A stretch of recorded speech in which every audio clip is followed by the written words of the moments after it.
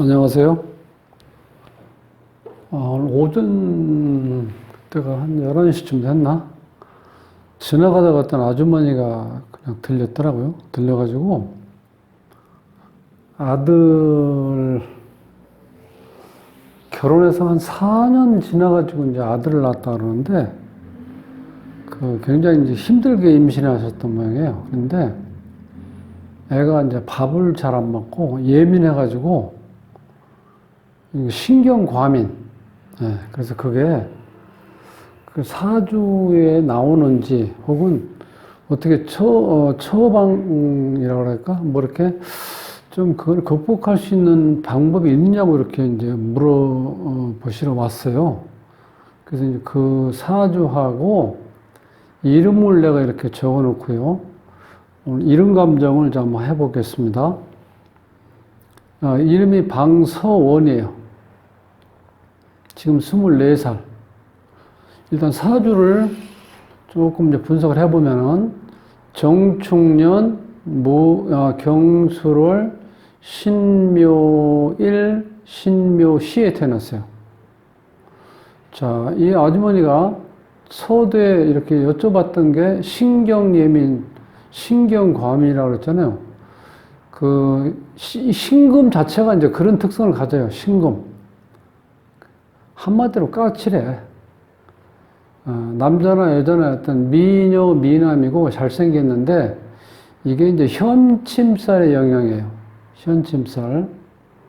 여기서 보면 현침살이 하나, 둘, 셋, 넷, 다섯, 6개가 있어요. 현침살이.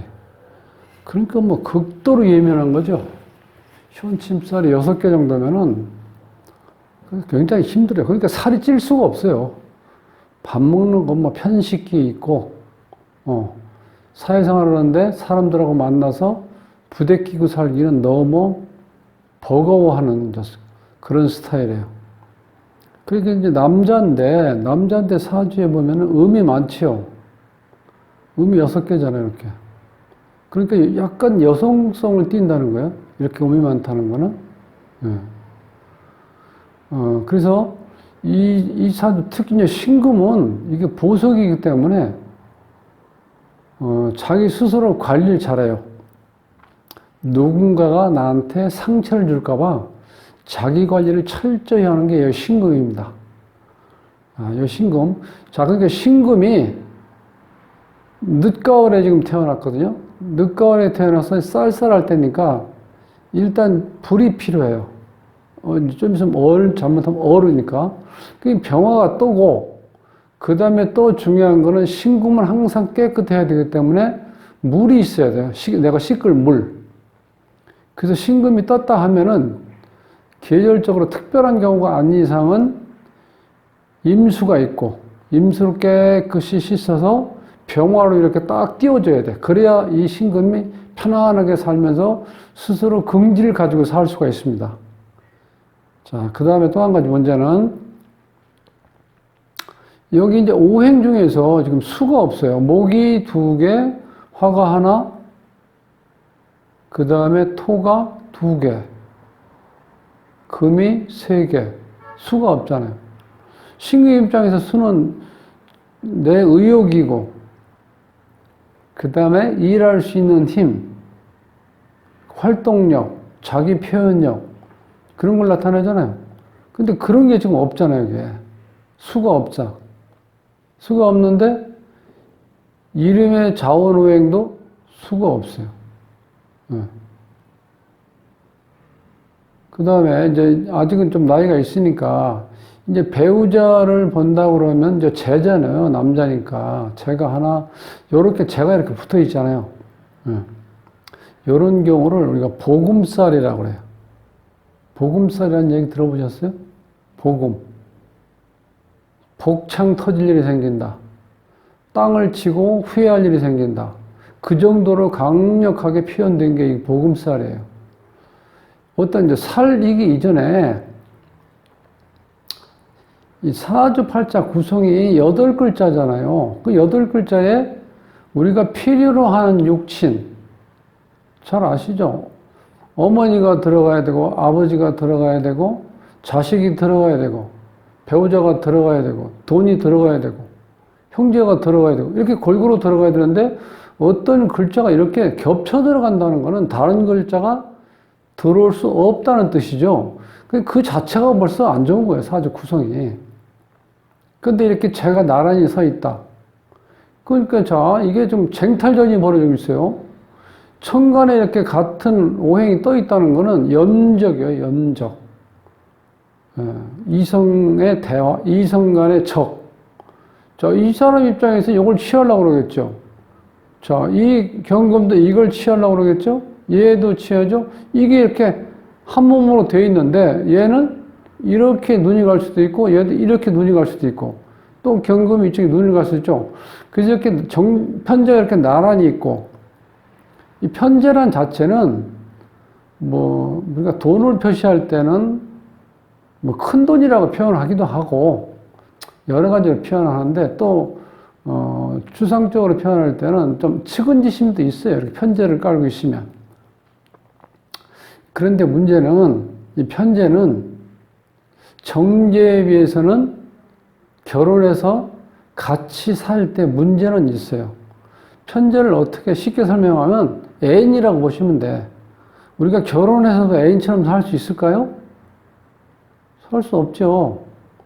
정제가 됐을 때 결혼하고 제대로 현실적으로 가정 살림을 끌어나가고 자식을 키우고 그렇게 할 수 있는데 이 편제로 있는 사람들은요, 이 여자가 사회활동 같은 걸 좋아하고 밖에 나가서 활동하는 걸 좋아하기 때문에 오롯이 집안에만 있어서 어떤 살림을 한다든지 애를 키운다든지 이거는 잘 안 맞는다고 봐야 돼요.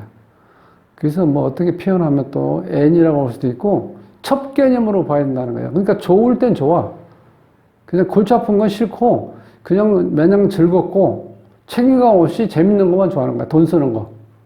조금 부정적으로 설명하면은. 근데 이게 나란히 있다는 거 어쨌든 간에 바뀔 가능성이 있다는 거예요. 네. 자, 거기다가 또 이렇게 형살도 들어오죠. 축술 형살도 들어오고. 그래서 사주가 이렇게 좀 좋게 흐르진 않아요. 대체적으로. 자, 이렇게만 일단 이제 사주 구성을 보고 이 사주 대운을 전체적인 흐름을 보면요. 22살까지는 금기운 일러요. 여기 금이 또 많죠. 그러니까 이제 안 좋게 흘러가겠죠. 그 다음에 23세에서 52세까지는 화기운 일러요. 화기운. 화가 흐른다는 건 이 사주에서는 관이 강하게 들어온다는 거예요. 관. 그 다음에 중간에 33세에서 23세쯤에서 축, 술, 미, 삼형살이 들어오죠. 지금 현재 삼형살이 들어오고 있어요. 지금. 그러니까 상당히 예민한 상태에서 형살이 들어오니까 더 힘들겠죠. 그 다음에 53세에서 82세까지 모군이 들어와요. 이때. 또 재운이 많이 들어오죠. 그러면 이 남자 입장에서는 이때 또 바람 필 가능성도 있다는 거예요. 재가 이렇게 많이 들어온다는 건. 그런 가능성이 있어요. 그러니까 사주 분석은 지금 그렇다는 거예요. 중요한 건 이름에서 보면은 이 사주에서 필요한 게 지금 수기운이에요. 수기운. 수기운이 자원호행에 들어와야 되는데 현재 목이 이렇게 발달된 이 재가 있는데 이게 또 두 개 다 목으로 돼 있어요. 그러니까 이게 자원호행을 이 장명하시는 분이 쓸 줄 모르는 분이에요. 이거. 아니면 사주 분석 안 하고 이름만 짓는 분이든지 간에 둘 중에 하나예요. 그 문제가 있다는 거죠. 이렇게 지으면은. 자, 이름에서 보면요. 우리가 이제 공망이라는 걸 보면은 이게 지금 정축년이니까 이 정축이 고유번호가 14번이에요. 공망이 그러니까 21번, 22번이니까 신유가 공망. 7번이나 7자나 8자가 있으면 공망이에요. 여기 딱 보시면 요 공망이 있죠. 요 자리가 배우자 자리예요. 배우자 자리에 공망이 있다는 거는 백년해로 하기는 어렵다. 좀 기분 좋게 하면 배우자하고 인연이 약하다. 어쨌든 정상적으로 같이 살아가는 데는 좀 문제가 있을 것이다. 이렇게 본다는 거예요. 공망이 걸려있고. 그 다음에 이제 말년에 이 이름의 주인공, 방사원 씨의 말년이 힘들고 자식 자리가 또 공망이니까 자식으로 인해서 근심 걱정이 생길 가능성이 높다는 거예요. 이름에서는. 수리를 보시면 이 사액은요. 사액은 이제 만사불성이라고 그래요. 만사불성. 그러니까 대체적으로 보면은요. 이 수리가 짝수는 흉수작용을 많이 해요. 짝수는. 대체적으로. 그 다음에 홀수가 길작용을 하고. 사는 만사불성. 한 입 가지고 두 말 한다. 그는 어떻게 되면 말을 잘한다는 의미도 되지만 이게 무슨 얘기냐면은 이 뱀을 보면은요, 이 상하 뱀사자라고 같이 쓸 수도 있거든요. 그러면 이 뱀의 특징이 뭐냐면은 혀가 두 개라는 거예요. 혀가 하나인 사람보다 말을 잘하겠죠. 그래서 사주에 그 사오미가 있는, 여름 기운이 있는 사람들은요, 말을 잘하고, 혀를 나타내는 게 화잖아요, 화. 그러니까 만사불성인데, 한 입 가지고 두 말 한다. 또 말을 잘한다. 그 다음에 뱀의 상징이 뭐죠? 정력이잖아요, 정력. 남자들 어떻게 돼? 힘이 없을 때? 저기 종로나 이런 데, 청계천 같은 데 가면, 비암하면서 어떻게 돼? 애들은 가거라, 자, 애들은 가고 하면서 이제, 저 모아놓고 이제 뭐 하실 때, 등장 동물이 뭐예요? 뱀이잖아요. 그러니까 이 사자가 있으면 생란으로 허송세월할 수 있다는 거예요. 정력이 강하다 보니까 자꾸 어디에 집중을 못하고 본능적인 쪽에다가 어떻게 돼? 자기 세월을 다 보낸다는 거예요. 그러니까 사자가 좋은 의미는 안 해요. 그렇다고 보면은 이게 조상을 잘 만난 건 아니죠. 지난 시간에도 말씀드렸잖아요. 그래서 이거 장명 공부를 하면은요, 이 성실을 우리가 바꿀 수 없잖아요. 그러니까 수리도 못 받고, 그러니까 때로는 조상 탓할 만하다. 저는 이제 그렇게 얘기를 해요. 그 다음에 11액은, 이게 갑이요, 갑인. 우두머리. 리더. 그러니까 이 10일이 있는 사람들은요, 내가 어디에서 끼질 않으면 일이 안 된다고 생각을 해. 그게 착각이죠. 그러니까 어디든지 껴요. 그 오지랖이 넓고, 마당발이라고 그러죠.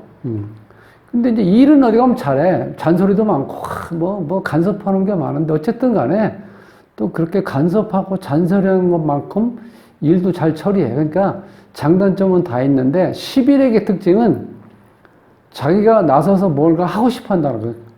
특징이. 뭐 나쁜 의미는 아니죠. 적극적이고 긍정적이고. 네. 요 사액은 뭐 여기 선은 같은 거고. 그 다음에 오액은 이제 사회공인데, 사회생활하는 그 자리에 있는 건데, 요거는 이제 부귀복록을 나타내요. 오액은. 이게 길수예요.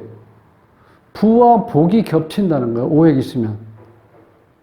근데 여자들 입장에서는 이제, 근데 요 장명도요, 약간은 보수적이고, 그 남전여비 시절에 태어난 이게 이론이기 때문에 조금 여성들 입장에서는 좀 편애받는 느낌을 들으실 거예요.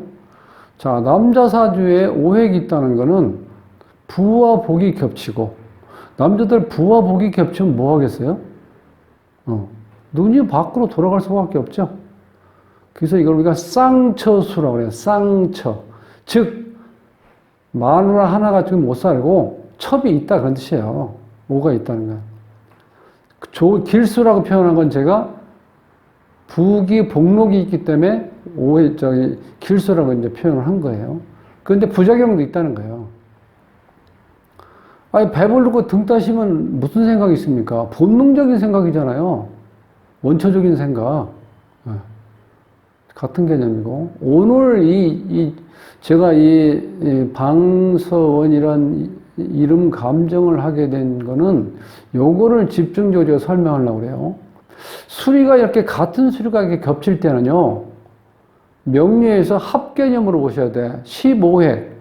15핵은 만인 통솔지상이고, 흥정도 잘하고, 경제통이고, 여자들한테 좋은 수리라고 했잖아. 근데 이게 같은 수리가 이렇게 만나면 요 30핵으로 변해버려, 뜻이. 그러니까 어떤 작용을 하냐면 30핵이 이게 공망이에요. 공망. 유랑격. 부침. 떴다 가라앉는 어떤 그런 운명을 가지고 있다는 거예요. 여자한테는 준과부수고 남자한테는 바보처럼 착각. 옛날 선비 스타일이죠. 또 측은지심도 가지고 있어요. 이 측은지심은 우리가 명리에서 이제 편제를 논할 때 우리가 측은지심 있다고도 표현해요. 그러니까 어쨌든 간에 앞으로 장명하면서 수리가 같은 숫자가 이렇게 겹쳐 있을 때는 그 수를 더한 수리가 작동된다. 이게 상당히 중요한 이론입니다. 요거만 나란히 설명할 때는 길수니까 좋게 설명할 수가 있는데 이 작용이 더 크다는 거예요. 30획 요 작용이 공망이다. 그럼 어떻게 돼요? 본인이 공망이니까 본인 자리가 공망으로 들어가니까 평생 가시밭길이에요. 평생 가시밭길. 본인 자리에 있으면. 그 다음에 가정궁에 또 30획이 있죠. 가정궁의 유랑격이라는 건 남자나 여자가, 이건 여긴 남자니까 남자가 유랑한다는 건 가정의 안정적인 정착을 못하고 방황하는 거예요. 그러니까 가정이 제대로 돌아갈 수가 없겠죠. 가정에 문제가 있어요. 가정궁에. 배우자궁에 문제가 있고, 자식궁에 문제가 있고, 이거 이름 잘 지은 이름이에요? 정말 잘못 지은 이름이죠? 네. 그래서 내가 이름을 그 어머님한테 그래서 이름을 이거 개명해 주시는 게 좋겠다고. 지금 이런 문제가 아직 어리니까 모르는데 세월 지나면서 이런 부분이 자꾸 작동이 된다는 거예요. 네.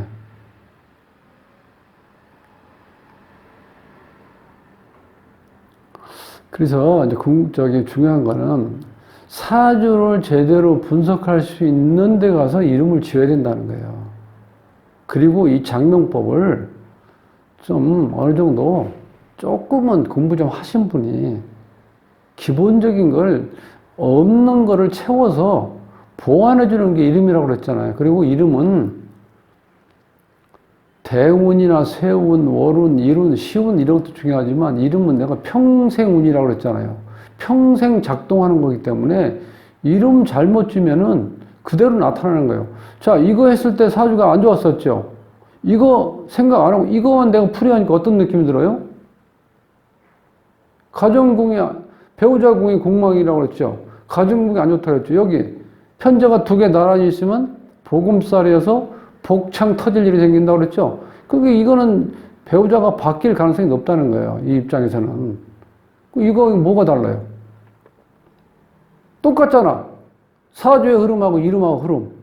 그럼 우리가 본래 취지가 사주에서 약한 부분을 또 아쉬운 부분을 이름에서 보완해 주는 게 정말 제대로 된 이름 짓는 거잖아요. 그런데 여기는 사주하고 이름하고 똑같이 흘러가고 있잖아요. 이게 얼마나 안쓰러운 일이에요.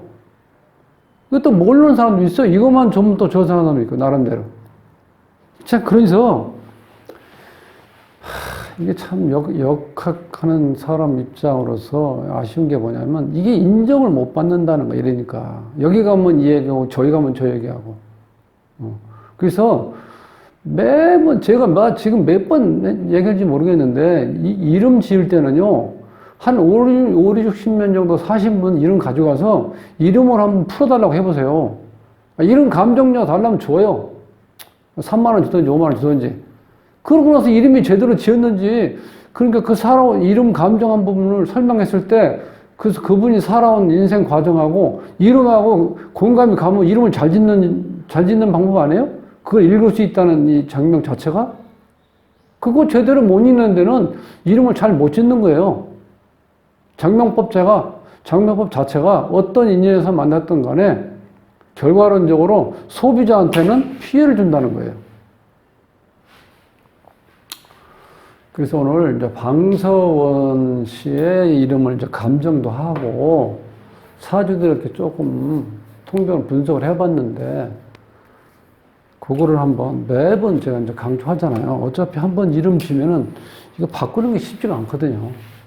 그러니까 신생아라든가 혹시 너무 일이 안 풀릴 때는요, 정말 이름을 제대로 감정할 수 있는 데 가서 이름 감정을 한번 해보세요. 어떻게 나오는지. 자, 오늘은 이름 감정은 자, 이것을 마치고, 자, 한 번 더 강조할게요. 같은 수리가 붙어 있을 때 그 합한 수의 획수 작용력이 일어난다는 거. 그거만 기억하시면 오늘 공부는 어느 정도든 수학이 있다고 보시면 되겠습니다. 자, 이것으로 마치겠습니다. 수고하셨습니다.